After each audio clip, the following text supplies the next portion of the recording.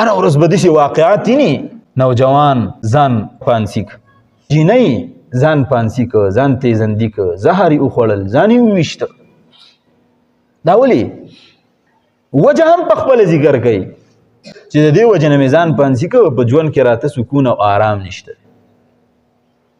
بزرګان فرمایي په ژوند کې سکون او آرام ځکه ختمیږي چې کله انسان د ګناه خوند واخلي بیا خو د ګناه خوند هغه خو معمولي غونته کې خوند دی خو یاد ساته دنه ته څومره ختم کړی څومره د الله نه لرې کړی ته خو د خپل ځان مالک نه یې په تا پسې خو پلار سخته تېره کړې ده په تا پسې خو مور سخته تېره کړې ده ستا نه خو ستا د خویندو ډېر امیدونه دي ستا په مجلس کې تذکیرې کېږي چې دا نوجوان بچی به کامیابۍ ته رسي خبر نه دی چې هغه ډپریشن او هغه ټینشن دې ځای ته رسولی دی چې هغه خو ځان پانسي کوي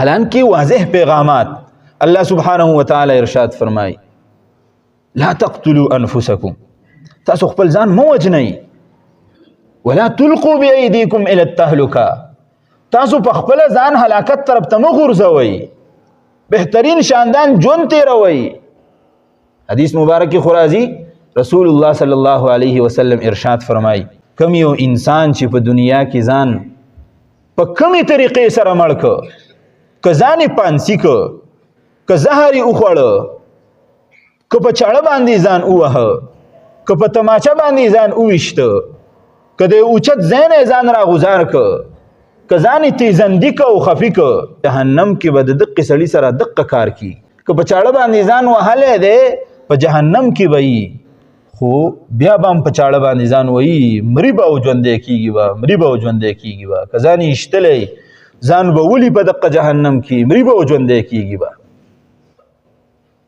انسان روح خو د انسان ذات خو د انسان په حواله نه دی ستا دا روح ستا دا ژوند دا ستا سره امانت دی د الله سبحانه وتعالی د طرف لہذا چې د الله سبحانه وتعالی د طرف نه ستاسې یو امانت دی نو ته به دې کې خیانت نه کې د دې ژوند حفاظت به کې د دې ژوند کې د خیانت وکړو الله به د جهنم ته ګزاري ګورې هر یو انسان دا غواړي چې زه د آرام او د سکون زندگی تېره کړم زما زړه مطمئني بیا مختلف قسمه خلک د دغه اطمینان دپاره د زړه د سکون دپاره هغه جدا جدا اسباب د هغه د ذهن مطابق تیاری چې د چا څنګه فکري نو هغه وایي ما ته به په دې څیز کې سکون میلاو شي په دې کې به سکون میلاو شي بعضې خلک وایي دا سکون دا په مال او دولت کې دی په پیسه کې دی د پیسو سره لبې کوي ټول عمر د هغه د پیسو په شمارنه کې تیریږي خو حقیقت دا دی چې هغه ته په هغې کې سکون میلاو نشي بعضې خلک دا ګڼي چې دا سکون چرته کې په ګاډي کې دی زما د آرام سفري ګرد و غبار نه لګي او زه محفوظ سیف ټریولینګ کومه د هغې د وجې نه به ماته سکون میلاو شي خلک ګاډي واخلي او غټ غټ ګاډي واخلي په هغې کې د هغې سفري ټول عمر به دې کې تیر شي خو سکون ورته میلاو نشي بعضې خلک وایي دا به چرته سکون په غټ کور کې شپږ کناله اوه کناله کور جوړ کړي هغې کې خپل ژوند تیری خو سکون ورته میلاو نشي بعضې خلک دا ګڼي چې چرته کې سکون دا په باغاتو کې دی دا په ګلونو کې دی دا په ناشنا ناشنا ځایونو کې دی هغه ټول څیزونه د ځان دپاره مهیا کړي خو سکون ورته میلاو نشي بعضې خلک دا ګڼي چې چرته کې دا سکون دا په سیر و سیاحت کې دی په چکرو کې دی په مزو کې دی هغه لړن شي چکرې ولګوي قسمه قسمه څیزونه وویني د کائنات ښکلا وویني خو لیکن هغه ته سکون میلاو نشي بعضې خلک دا ګڼي چې چرته کې دا سکون دا په ازدواجي زندګۍ کې دی یو واده وکي سکون میلاو نشي بل واده وکي سکون میلاو نشي ډېر ودونه وکي خو هغه ته به دې کې هم سکون دا میلاو نشي زندگی تیریږي او د سکون هغه مزه د زړه ته آرام او چین دا په هیڅ کې میلاو نشي زمونږ پخواني خلک تیر شوي دي نن دومره ټکنالوژي راغله چې هر څیز وافر مقدار کې مونږ ته مهیا ډېر په ناشنا طریقې سره مونږ ته څیزونه وښودل چا دا تصور نشو کولی چیرې زما زوی به زما نه جدا شي او ما زما زوی به ما پریدي، هغه هم نن مونږ ولیده، هغه زوی هم جدا شو خو هغه ته هم سکون میلاو نشو. داسې یو دور و چې کور به د خټو نه جوړو، کمزوری به و، 5 او 6 خاندانونه به په یو کور کې اوسېده، یو واشروم به و، په هغې باندې به یې ګزاره کوله، ښه د سکون او آرام زندگی به یې تېروله. خو نن په 2 کناله او 10 کناله کور کې یو سړی ټکي تن یوازې اوسیږي، هر خوراک هر مزه آرام د دنیا په اعتبار سره هغه ته مهیا وي، خو دغه سړي تر اوسه پورې لا سکون نه دی موندلی. یو دور داسې و چې خلک به بهر ته تله د حج یا د عمرې د سفر دپاره، نو په 4 کالو کې او په 5 کالو کې به رسېده، په میاشتو کې به رسېده. نن په 4 غنټې کې ما ورته د حج او د عمرې سفر لزو. پخوا نه به چې د کور نه څوک ووت نو په کلونو به بهر و، د سره نه به یې پته نه لګېده. نن په یو رنګ سره ته د سمندر نه اخوا هر څوک لیدی شي، مخامخ په لایو لیدی شي، تا ته مخ ښکاري، تا ته کار ښکاري، تا ته هر څه ښکاري، ستا سره خبرې کوي. دا دومره جدید ټکنالوژي راله، خو د هغې باوجود سکون ګورې چاته میلاو نشو. اوس ما او تا سوال کو دا چې اخیر دا سکون په دې دومره چیزونو کې میلاو نشو، نو دا سکون دی پسې کې، دا آرام چې په دې دومره چیزونو کې نشته دی، نو دا آرام آخر دی پسې کې، د زړه دا اطمینان چې انسان د خپل ژوند نه خوشحاله شي، په خپل ژوند مطمئن شي، زړه ورته دا فیصله ورکړي چې او ته ډېر شاندار وخت تېرې، نو داسې پسې کې پروت دی. قرآن مجید کې الله سبحانه وتعالی د دقې دپاره ارشاد فرمایي: الذین آمنوا وتطمئن قلوبهم بذکر الله الا بذکر الله تطمئن القلوب. کومو کسانو چې ایمان راوړی دی او د دوی زړونه مطمئن دي، نو یاد ساتئ ګورئ که د دوی دا زړونه مطمئن دي نو د دې دپاره یوه نسخه ده، هغه نسخه اطمینان قلب دی، د زړه مطمئنوالی دی، او هغه مطمئنوالی د زړه دغه سکون او آرام که انسان ته میلاویږي نو هغه د الله سبحانه وتعالی په ذکر کې میلاویږي. قرآن مجید کې الله سبحانه وتعالی ارشاد فرمایي: ومن اعرض عن ذکری فإن له معیشة ضنکا ونحشره یوم القیامة اعمى. کم انسان چې ذکر نه کوي، الله نه یادوي، نو الله سبحانه وتعالی فیصله کړې ده د دې سړي ژوند به زه تنګ کما، دته به ژوند کې راحت او سکون میلاو نشي، دته به ټینشني، دته به ډپریشني، دته به مختلف قسمه مسایل ذهني، دی به هر وخت دا وایي چې زه په دې دنیا کې خوشحاله نه یم. او په دنیا کې انسان یاد ساته څنګه چې ما ذکر کړه، که یو دکان دی نو په دې دکان باندې نه خوشحالېږي، وی به چې دویم دکان مې وی نو څومره به ښه وي، که یوه فیکټري وه نو په دې باندې نه خوشحالېږي، بیا به دې زړه وایي چې یاره یو 2 فیکټریانې وی نو څومره به ښه وي. که لږې روپۍ در سره وې او ستا د ضروریاتو مطابق پوره کېدی هم، نو بیا به دې هم سوچ کولی ګوره دې پلانکي ته الله دومره رزق ورکړی دی چې مال یې هم راکړی وی نو څومره به ښه وي.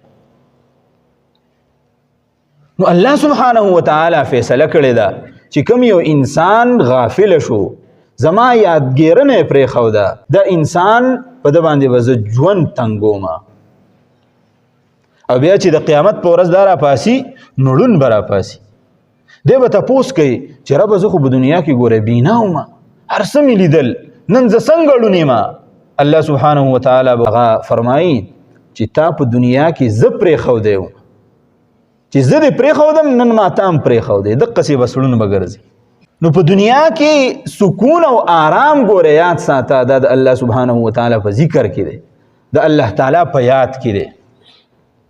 مونږه عام طور باندې د دنیا سکون په هغه ځای کې حاصلو چې هلته سکون شته نه. مونږه دا مخکې چې کوم څیزونه ما ذکر کړه په دې کې سکون حاصلو، حالانکه په دې کې خو سکون نشته دی، سکون خو د رب سره دی.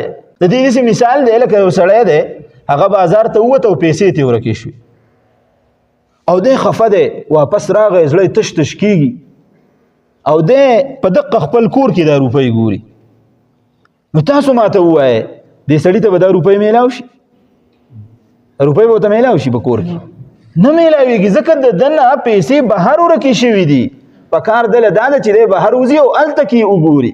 دقسې سکون دی که چېرې سکون هغه زړه ته نصیب کول غواړئ. الله سبحانه وتعالی ارشاد فرمایي آرام او اطمینان دې زړه ته راشي. نو ګوره یاد ساته هغه په دې څیزونو کې نه دی، هغه په مادیت کې نه دی، هغه په بینک بیلنس او روپو کې نه دی. هغه سکون او آرام د الله سبحانه وتعالی په ذکر کې دی، هغه د الله سبحانه وتعالی په یاد کې دی. امام غزالی رحمت الله علیه هغه یو واقع لیکلی د خپل کتاب کې احیاء العلوم کې. یو کس راغی، یو بزرګ لا، نو بزرګ ته وایي حضرت زما زړه ته سکون نشته دی، ما ته دعا وکړه چې ما له خدای روپۍ راکړي، پیسې راکړي. هغه بزرګ رمز شناس و، وی پیژانده. نو هغه ورته وی چې ته په دنیا کې نه خوشحاله او ته وایې چې ما ته سکون نشته دی او ما ته د روپو ضرورت دی، نو هسې ستا نه دا یوه سترګه څوک واخلي او تاله 10,000 درهمه درکړي نو ته به پرې رضامند شي؟ هغه ورته وی نه. وی زه ستا نه د غوږونو د اورېدل دا واخلي او 10,000 درکړي درهمه نو ته به پرې رضامند شي؟ هغه ورته وی نه. ستا نه د عقل واخلي، عقل او 10,000 درهمه تاله درکړي نو ته به پرې رضامند شي؟ هغه ورته وی نه. وی د خدای ظالمه، د لکونو کرونو درهمو جسم در سره دی او د هغې باوجود ته خوشحاله نه چې زما سره سراسره دي. ستا دا جسم څومره یو اعلی څیز دی، ته په دې کې هم په دې باندې خوشحاله نه یې. ته وایې چې زما زړه ته سکون نشته او آرام نشته. سکون او آرام بزرګان لیکي کله ختمیږي؟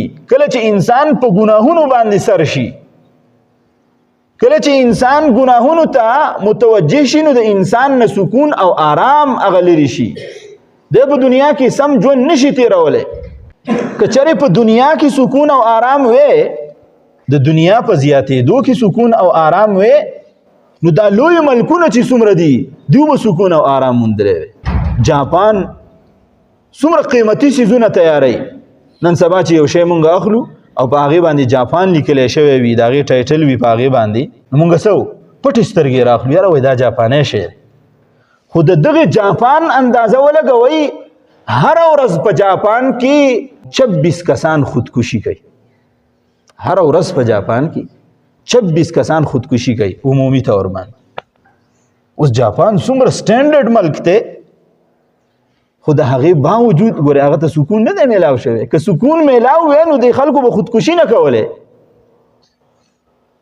په امریکا او په دې یورپ ممالکو کې څومره د دنیا په لیول سره هغې اوچت ترقۍ ته رسېدلي دي، څومره خپل سټیټس جوړ کړی دی، خو د هغې باوجود هغوی ته ګورې سکون او آرام نشته. باقاعده په دقه امریکا او یورپي ممالکو کې د خودکشۍ دپاره ځایونه تیار شوي دي چې کوم یو کس خودکشي کوي را دي شي د هغې دپاره خپل ځای تیار شوی دی، په اسانه باندې به چې کوم دی نو هغه خودکشي. نو په دنیا کې ګوره یاد ساته، د دنیا په اصول کې، د دنیا په منډه ترړه کې په دې کې آرام او سکون اطمینان نشته دی. مخکې به دغه مثالونه مونږ ورکول چې یاره زمونږ دلته کې خلکو ته سکون او آرام دی، خوشګواره زندگی تیری، هغه وبال خو دلته کې هم راغی. نن تاسو وینئ هره ورځ به داسې واقعات ویني، نوجوان الک ځان هغه پانسي که، نوجوانې جینۍ ځان پانسي که، ځان تیزندي که، زهر یې وخوړل، ځان یې وویشته. داسې کوم څیزونه دي چې مونږ په ژوند کې هغه راولو او زمونږ په ژوند کې سکون پیدا شي، ښکله زندګي تېره کړو. نو اولنی څیز هغه محدثین فرمایي چې ستا دپاره ضروري دا ده که چېرې ته وایې چې زما ژوند کې خیر راشي، زما ژوند په آرام شي، نو اولنی څیز دا ده چې ته به په موجوده نعمتونو باندې شکر ادا کړې. ستا اوس چې کوم نعمتونه دي الله درکړي دي په دې باندې به شکر ادا کړې. چې شکر دې ادا کړه، الله سبحانه وتعالی به ستا ژوند محفوظ کوي. ستا سکون قلبي به تا ته نصیب کیږي، اطمینان قلبي به تا ته نصیب کیږي. شکر څه دی؟ شکر دا دی چې ربه ما ته تا سترګې راکړي دي، تا لاسونه راکړي دي، تا خپې راکړي دي، زه ګرځم بچي دې راکړي دي، کور دې راکړی دی، د پناه ځای دې راکړی دی ربه، په دې باندې لاک لاک شکر دی. الحمدلله. عقل دې راکړی دی، لیونی دې نه یم پیدا کړی، سپی دې نه یم پیدا کړی، خنزیر دې نه یم پیدا کړی، انسان دې پیدا کړی. ما د رسول الله صلی الله علیه وسلم غونتې هستی دې پیغمبر راکړی ده، قرآن غونته کې قانون او دستور دې راکړی دی. دا ټول نعمتونه چې کله ته مخې ته کې او په دې باندې شکر ادا کې، ستا زړه ته به سکون او آرام هغه میلاوي. نن زموږ مسلمانانو کې هغه یو عادت چې د چا سره کېني نو هغه به تا ته به بالکل دا نه وایي چې ما ته خدای دا نعمت راکړی دی، دا راکړی دی، دا راکړی دی، تا ته به شکایات کوي، یاره دا ځای خراب دی، پلانکی ځای کې مسله ده، کور کې دا حالات دي، په پټي کې دا حالات دي، په پلانکی ځای کې دا مسله ده. نو هغه به تا ته خپل مسائل ذکر کوي، شکوي شکایتونه به کوي، خو تا ته دومره نعمتونه میلاو دي د هغې نعمتونو تذکره به تا ته نه کوي. نو اولنی سیز دا قرآن کې ګوره الله سبحانه وتعالی 3 سیزونه داسې ذکر کړي دي، 3 چې الله سبحانه وتعالی وایي زه دا پوره کوم. یو سیز دا چې کله یو انسان ذکر کوي، ذکر، نو الله سبحانه وتعالی وایي زه دا یادوم، چې څوک ما یادوي زه هغه یادوم، فاذکرونی اذکرکم. لہذا چې تا ته توفیق میلاو شو ته ذکر کې، ته په دې باندې پوهه شه چې اوس ما الله یادوي، زه هم الله یادوم او الله ما یاد. په دنیا کې تاسو نه تپوس کوم، په دنیا کې یو کس دی، زه پشي شایم، ته پشي شای، هغه ورسره اجره جماعت کې ناسته، دکان کې ناسته، او ستا صفت ورته وکړي او ته خبر شي چې یاره پلان کې راغلی او زما ته ستا ډېر زیات صفتونه وکړه، هسې ته به خوشحالېږي که نه به خوشحالېږي؟ پلانکي سړي زما صفت کړی. اوس باچا ستا نوم واخلي، باچا د دنیا هم باچا، چېرې پلانکی سړی ډېر ښه سړی دی، او وزیر اعظم پلانکی سړی یاداو، د ده نوم یاد که، څومره سړی غټ شي، په جامو کې نه ځایږي، د ملک باچا زما نوم یاد کړی دی. اوس د دې دنیا باچا الله سبحانه وتعالی چې د انسان تذکره کوي، د فرشتو په مجلس کې تذکره کوي، نو دا څومره لویه د اعزاز خبره ده، څومره لویه د خوشحالۍ خبره ده. نو اولنی سیز دا چې کله یو انسان ذکر کوي نو الله یادوي، دی الله یادوي او الله را لګي دی یادوي. دویم سیز چې کله یو انسان شکر ادا کوي، الله سبحانه وتعالی وایي زه چې شکر دی ادا کړي زه یې وله زیاتوم، لئن شکرتم لازیدنکم. او بیا چې شکر ادا کوي نو الله سبحانه وتعالی ارشاد فرمایي دا شکر ستا دپاره دی، ومن شکر فانما یشکر لنفسه. څوک چې شکر ادا کوي زما د نعمتونو نو دا شکر د ده د ذات دپاره فایده مند دی، ما ته څه نقصان څه فایده دا نه را رسیږي، زما په نعمتونو کې زما په خزانو کې خصوص سیواوالی نه راځي. نو دویم سیز دغه شو. او دریم سیز مفسرین فرمایي چې الله سبحانه وتعالی هغه پوره کوي. دریم دا واذا سألك عبادي عني فإني قریب اجیب دعوة الداع اذا دعان. کله چې زمانه یو بنده هغه د ځان دپاره دعا کوي نو الله سبحانه وتعالی ارشاد فرمایي دا دعا ورله زه قبلوم، په اخلاص سره چې دعا غوښتي وي. نو د ژوند د سکون دپاره او د اطمینان قلب دپاره اولنی سیز ما ذکر که کوم شی؟ شکر. څه شی مې ذکر که؟ شکر. تاسو لږه توجه غواړم، دا سیزونه یاد کړئ د ځان سره. اولنی سیز به څه کوو؟ شکر. کوم نعمتونه چې الله سبحانه وتعالی موږ ته راکړي دي په هغې باندې به څه ادا کوو؟ شکر. دویم سیز چې زمونږ ژوند کې سکون راشي، غصه به کنټرولو. غصه به څه کوو؟ کنټرولو. محدثین فرمایي 2 سیزونه داسې دي چې انسان د هغې د وجې نه ډېر لوی نقصان ته رسیږي. یو شهوت دی او یو غصه ده. کله انسان په ذهن باندې په وجود باندې شهوت سوار شي دی بیا څه ته نه ګوري، د سترګې پټي د عقل باندې پردی.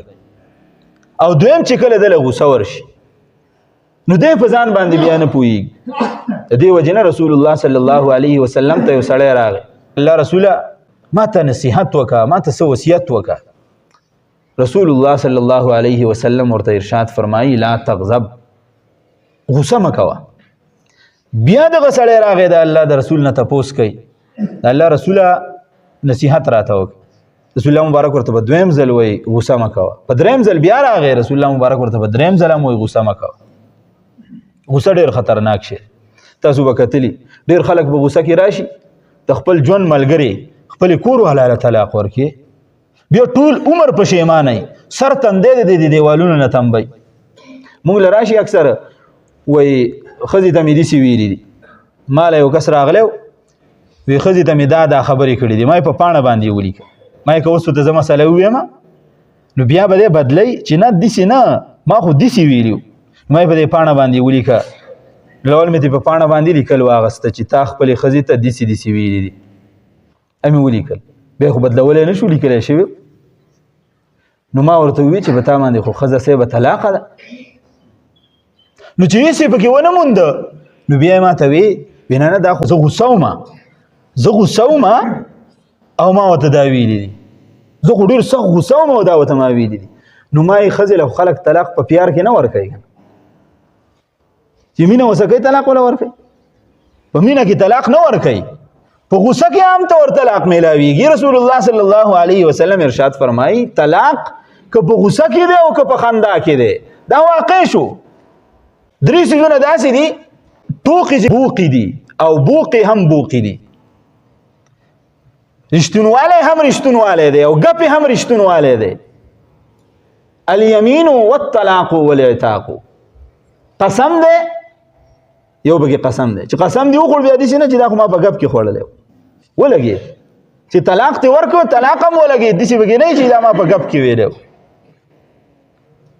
او بل چې کوم دی نو هغه عتاق ته غلام ازادول دي. بهرحال نو دویم څیز ما ذکر کړ چې د غصې نه به ځان ساتئ، چې د غصې نه کوم سړی ځان ساتي نو الله سبحانه وتعالی د زړه ته سکون نصیب کوي.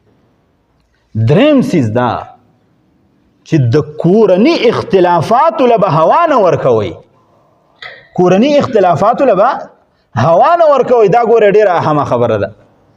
په کور کې اختلاف راغی دا خبره به ختمې، په دې باندې به چې شمپوشي کې سترګې به پې پټې، که دې له دې هوا ورکړه او په دې پسې شوي او رښتینوالي ته پکې خبره لاړه دا خبره به خرابېږي. زمونږ کورونه هر چا په کور کې بعضې قسمه مسایل راځي، خو لیکن هغه مسلو له به طول نه ورکې، اوږدې به نه ختمې به. حضرت عمر فاروق رضی الله تعالی عنه فرمایي زه مدینې منورې ته چې کله لاړم نو په مکه مکرمه کې به مونږه ښځو ته خبره وکړه، هغوی به وي ټیک ده. مدینې منورې ته چې لاړم د یو معاملې متعلق مې ښځې ته وویل چې یاره دا کار کومه، نو ښځې راته وویل چې داسې مه کوه او داسې یې وکړه.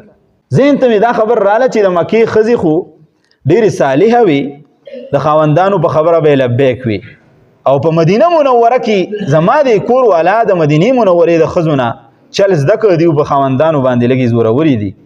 دا خبره یې ما ته ځکه وکړه. نو ما چې مې ښځې ته وویل چې دا څنګه تا ما ته جواب راکړ او دا خو مناسب نه دی، نو ما ته مې کور والا وویل فاروق رضی الله تعالی عنه هغه لور په نبی کریم صلی الله علیه وسلم باندې واده وه، حضرت حفصه رضی الله تعالی عنها. نو ما ته یې وویل چې ته لاړ شه اول د حفصې خبر واخله بیا ما ته وایه. وی زه رالمه، چې څنګه رالمه د حفصه رضی الله تعالی عنها هغه اجره وه ورلم ورته.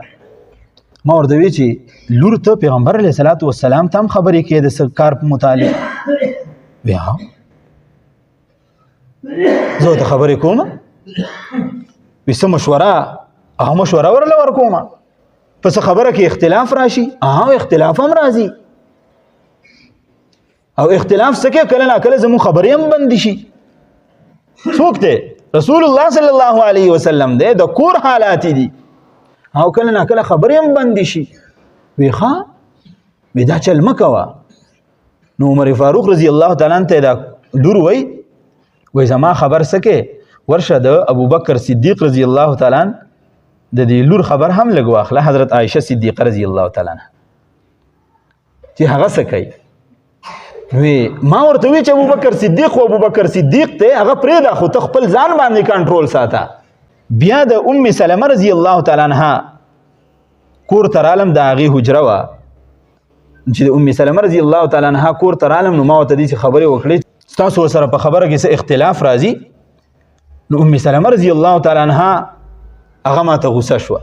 ما ته وی چې عمره د خطاب زویا ته په هر یو کار کې دخل اندازي کې، حتی تر دې پورې چې اوس د رسول الله صلی الله علیه وسلم په بیبیانو کې امرانه نه وته په هغې کې خبرې کې. و زه فورا د هغه ځای نه راووتم او رسول الله مبارک خواته لاړم. رسول الله مبارک ته مې ټوټل قصه وکړه چې داسې د کور والا څه مې معامله راله. بیا په خپلې لور پسې رالم. بیا په لاره کې ام سلمہ رضی الله تعالی عنها راته خو داسې خبرې وکړې چې د املا لاره ماته کړه. وایي داسې خبرې راته وکړې چې د املا لاره ماته کړه. رسول الله مبارک فتبسم رسول الله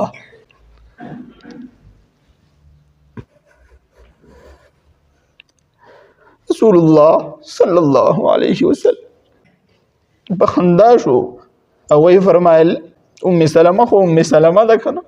دا مې د دې لپاره ذکر کړل چې اختلافات راځي په کورونو کې، خو لیکن دې له به طول نه ورکوئ، دا به اوږدوئ نه، هله به زړه ته سکون میلاوي. بل د مونځ اهتمام به کوئ. د مونځ اهتمام چې کوم سړی کوي الله سبحانه وتعالی د هغه زړه ته سکون ورکوي، هغه ته اطمینان ورکوي. د امام ابو یوسف رحمت الله علیه متعلق راځي د ورځې به 200 رکعاته نفله کول. د امام ابو حنیفه رحمت الله علیه متعلق راځي 40 کاله د ماسخوتن په مونځ باندې د سحر مونځ کړی دی، نفلونه به کول. او بل اهمه خبره محدثین فرمایي چې کله وایي چې زړه ته سکون میلاو شي قناعت به کوئ. قناعت دې ته ویل کېږي چې ستا د کور خرچه په 50,000 روپۍ باندې ختمیږي، نو په دې 50,000 روپو کې ته خپله خرچه ختمه کا. داسې مه کوه چې ته پسې قرضونه راواخله، ته پسې عیاشي وکړه او ته په ځان باندې قرض واړوه.